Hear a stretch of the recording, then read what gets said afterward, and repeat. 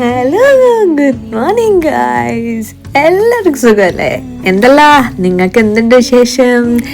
So എൻ്റെ വിശേഷമെല്ലാം all good ആണ്.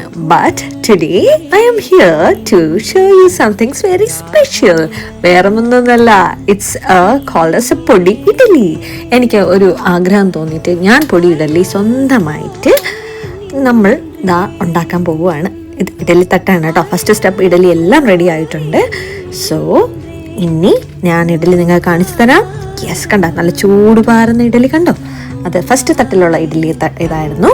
അപ്പോൾ ഞാൻ ഉണ്ടാക്കാൻ പോകുന്നത് ഞാൻ പറഞ്ഞതുപോലെ it's podi idli which is now been a famous thing.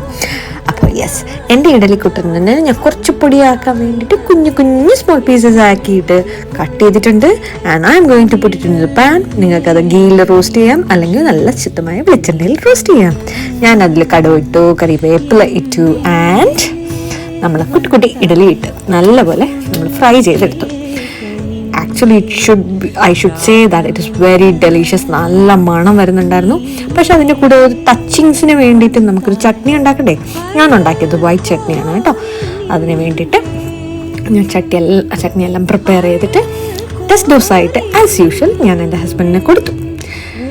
അവൻ ആദ്യം തന്നെ ഓവർ എക്സ്പ്രഷൻ ഇട്ടെങ്കിലും he liked it. He said it's awesome.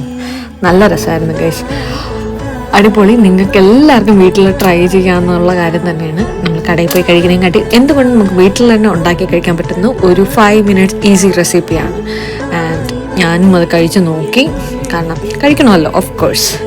എനിക്കും ഒരുപാട് ഇഷ്ടപ്പെട്ടു. അത് ഗീയിൽ ചെയ്താൽ കുറച്ചും കൂടെ അടിപൊളിയായിരിക്കും. ഞാൻ ഇന്ന് വെളിച്ചെണ്ണയിലാണ് ചെയ്തത് and it was really awesome. So guys, നിങ്ങൾക്ക് എല്ലാവർക്കും നമ്മളെ വീഡിയോ ഇഷ്ടപ്പെട്ടെന്ന് വിചാരിക്കുന്നു. Please do like, subscribe and see you in the next video.